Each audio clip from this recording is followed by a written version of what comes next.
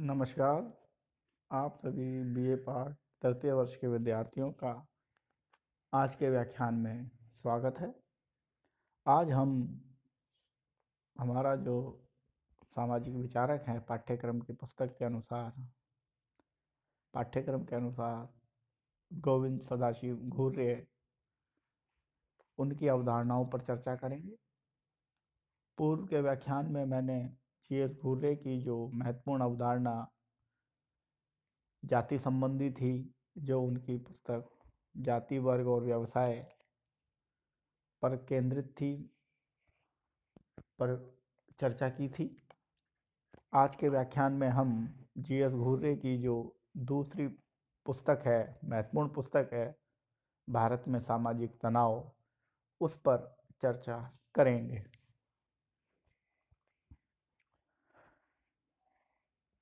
घुर्रे द्वारा लिखित यह पुस्तक कुल 14 अध्यायों में वर्गीकृत है, विभाजित है। यह पुस्तक तनाव, संघर्ष, एकीकरण के अर्थ, उनकी सैद्धांतिक एवं व्यावहारिक व्याख्या तथा भारतीय संदर्भ में विश्लेषण को प्रस्तुत करती है। अर्थात जी.एस. घुर्रे द्वारा जो पुस्तक लिखी गई भारत में सामाजिक तनाव, उसमें कुल 14 अध्याय हैं और यह पुस्तक भारत में तनाव, संघर्ष, एकीकरण की सैद्धांतिक व्याख्या और विश्लेषण प्रस्तुत करती है। साथ ही हमें तनाव, संघर्ष और एकीकरण के अर्थ को भी स्पष्ट करती है। चूंकि यह पुस्तक कुल 14 अध्यायों में वर्गीकृत की गई है, अतः हम प्रत्येक अध्याय में जी.एस. घुर्रे द्वारा जो समाजशास्त्रीय विश्लेषण प्रस्तुत किया गया है, उसका अध्ययन करेंगे।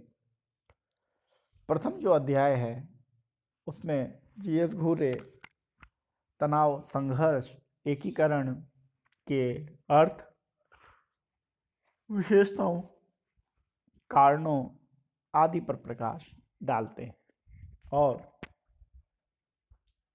समझाने का प्रयास करते हैं कि किस तरीके से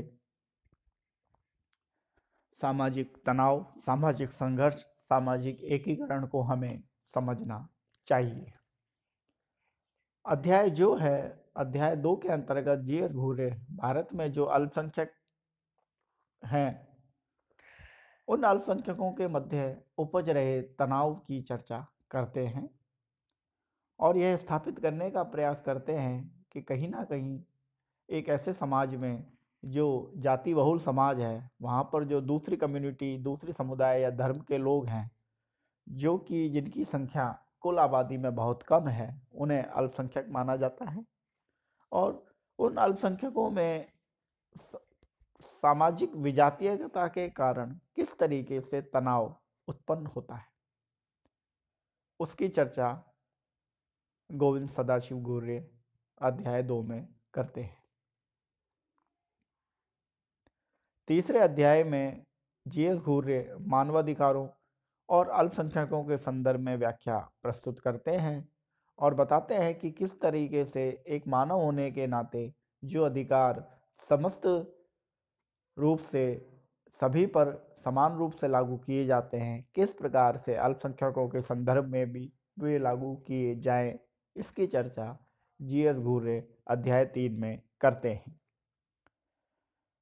अध्याय 4 में जी.एस. घुर्रे भारतीय संविधान में अल्पसंख्यकों के लिए जो संवैधानिक प्रावधान किए गए हैं, उसकी चर्चा करते हैं। अर्थात स्वतंत्रता प्राप्ति के पश्चात भारत का जब संविधान लागू हुआ, तो संविधान में किस तरीके से अल्पसंख्यक लोगों के लिए विशेष प्रावधान किए गए, उन विशेष प्रावधानों की चर्चा जी.एस. घुर्रे अपने अध्याय 4 में करते हैं। अध्याय 5, 6 और 7 भारतीय इतिहास एवं संस्कृति का संक्षिप्त विवरण जी.एस. घुर्रे करते हैं और भारतीय संस्कृति पर जो मुस्लिम और ब्रिटिश अर्थात ईसाई प्रभावों का जो प्रभाव पड़ता है, उसका विवरण जीएस घूरे इन अध्याय 5, 6 और 7 में करते हैं। अर्थात भारत में सामाजिक तनाव नामक पुस्तक के अध्याय 5, 6 और 7 भारतीय समाज पर मुस्लिम और ईसाई समाज के जो प्रभाव पड़े, उन प्रभावों का विश्लेषण विवरण से संबंधित है। अध्याय 8 जो है वह हिंदू मुस्लिम कला एवं भवन निर्माण कलाओं के मिश्रण की व्याख्या प्रस्तुत करता है। जीएस घूरे अध्याय 8 के अंतर्गत भारत में हिंदू मुस्लिम संस्कृति के जो सम्मिश्रण से जो स्थापत्य कला पर जो प्रभाव पड़ते हैं, उन प्रभावों का विश्लेषण इस अध्याय 8 के अंतर्गत करते हैं। अध्याय 9 में मुस्लिम समुदायों में पनप रही उदासीनता का उल्लेख जीएस घूरे करते हैं। अर्थात अध्याय 9 भारत में सामाजिक तनाव नामक पुस्तक का महत्वपूर्ण अध्याय है, क्योंकि यह भारत में सामाजिक तनाव की विशेष व्याख्या करने में सहायक है। और यहीं जीएस घूरे अध्याय 9 के अंतर्गत भारत में जो मुस्लिम समुदाय है, उनमें जो भारतीय समाज के प्रति उदासीनता बढ़ रही है, उस उदासीनता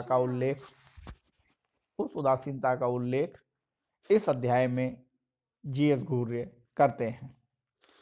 अध्याय 10 में हिंदू मुस्लिम दंगों का विवरण भी प्रस्तुत करते हैं। अर्थात जीएस घूरे अध्याय 9 के अंतर्गत भारतीय समाज के प्रति मुस्लिम वर्ग में जो उदासीनता पनप रही थी, उसका विश्लेषण करने के पश्चात अध्याय 10 में स्पष्ट रूप से हिंदू मुस्लिम जो दंगे हैं, उसका विवरण प्रस्तुत करते हैं। अर्थात जीएस घूरे यहाँ यह कहना चाहते हैं, स्थापित करना चाहते हैं कि पहले मुसलमानों में असंतोष का भाव, उदासीनता का भाव उत्पन्न हुआ और उसका परिणाम हिंदू मुस्लिम दंगों के रूप में सामने आता है।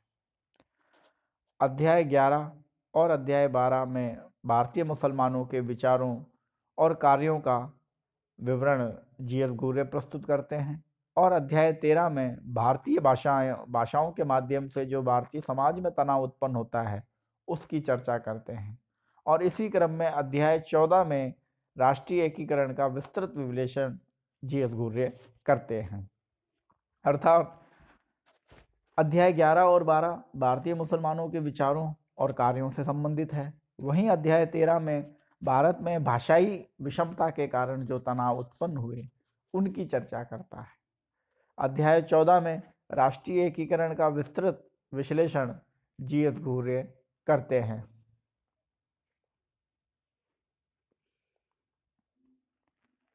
गोविंद सजाजी घूरे द्वारा लिखित भारत में सामाजिक तनाव नामक पुस्तक 1968 राजनीति समाजशास्त्र की एक महत्वपूर्ण पुस्तक है। इस पुस्तक में कुल 14 अध्याय हैं। यह मैं पूर्व में आपको बता चुका हूँ। और यह पुस्तक मुख्यतः हिंदू और मुस्लिम संस्कृति और संबंधों की ऐतिहासिक काल से लेकर वर्तमान काल तक की चर्चा करती है। भारत में सामाजिक तनाव नामक पुस्तक तनाव, संघर्ष, एकीकरण के अर्थ, उनकी सैद्धांतिक एवं व्यवहारिक व्याख्या और भारतीय समाज के विश्लेषण को प्रस्तुत करती है। अब हम प्रत्येक अध्याय में विस्तार से ये चर्चा करेंगे कि जीएस घूरे क्या सामाजिक तथ्य रखते हैं। अध्याय प्रथम घूरे तनाव, संघर्ष एवं एकीकरण को परिभाषित करते हैं और उनकी विशेषताओं की सविस्तार व्याख्या करते हैं।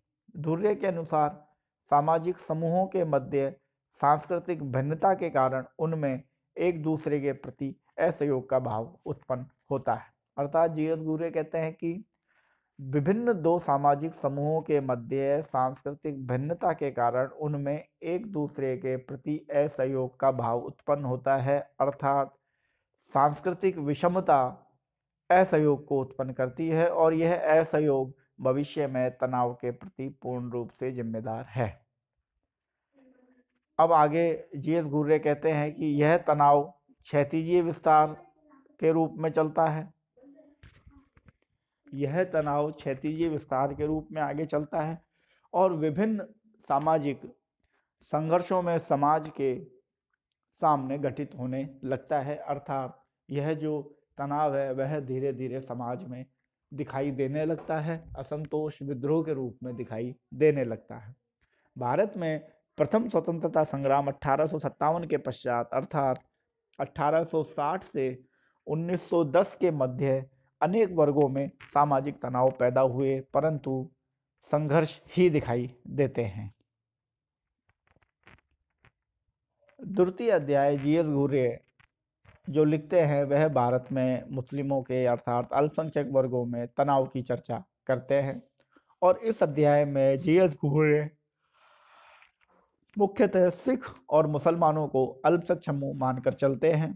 तनाव का महत्वपूर्ण कारण ब्रिटिश पृथकतावाद की नीति को मानते हैं, अर्थात ब्रिटिश शासन के फलस्वरूप 1910 के पश्चात भारतीय समाज में जो तनाव उत्पन्न होता है, ब्रिटिश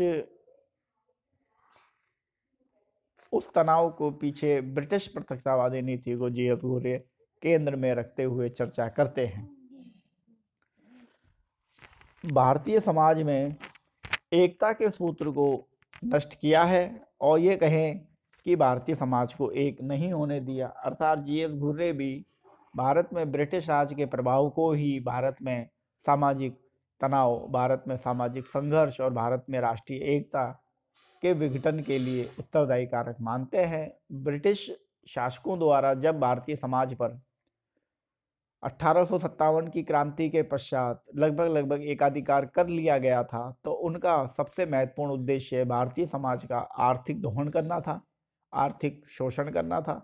और इस आर्थिक शोषणकारी नीति के तहत उन्होंने कभी भी भारतीय समाज को एक नहीं होने दिया, भारतीय समाज की विजातीयता को एक हथियार के रूप में इस्तेमाल किया और भारत में विभिन्न धर्मों के लोगों को जो संख्या में कम थे उनमें तनाव को जन्म दिया। और इस पृथकतावादी नीति के फलस्वरूप भारतीय समाज में जो एकता थी, जो राष्ट्रीय एकता का जो भाव था, वह उत्पन्न नहीं हो पाया, ऐसा जीएस घुर्ये का मानना है।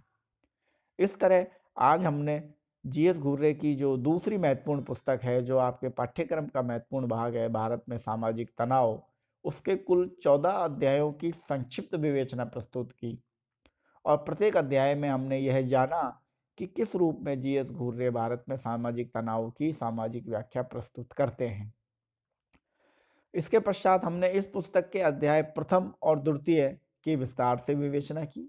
अध्याय प्रथम के अंतर्गत जीएस घुर्ये भारत में तनाव, संघर्ष और एकीकरण के अर्थ को स्पष्ट रूप से समझाते हैं और यह बताते हैं कि भारत में जो सामाजिक तनाव है वह दो विभिन्न सांस्कृतिक समूहों के मध्य जो विषमता है उसमें उसके कारण असहयोग की भावना के कारण उत्पन्न होता है, और यह असहयोग की भावना ही भविष्य में तनाव के रूप में दिखाई देती है और यह तनाव हमें विभिन्न संघर्षों के माध्यम से दिखाई पड़ता है।